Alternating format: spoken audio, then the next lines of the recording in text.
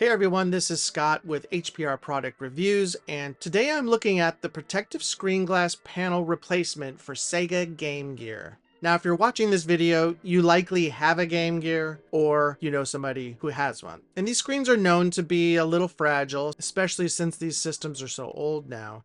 And I literally dropped mine from like 2 feet and it shattered the front glass. So I needed a replacement, and here it is. Oh, look at that. That is just beautiful. So again, this is for the front of the system, not the actual LCD screen itself, the inside. This is the protective screen on the outside. And as you can see here, I've got my Game Gear. I cleaned it up as best I could because, again, that's where the plate goes. It was shattered. And this just goes right on top, and it should be pretty darn easy. And the reason I bought this one is because it already has the adhesive on it, and it's just an easy peel back.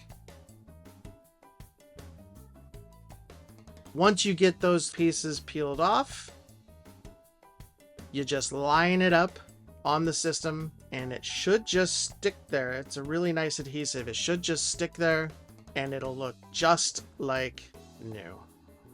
Now, this screen is also anti-scratch. It's not easy to damage, so it's, again, if you're going to replace it, this is the one to get.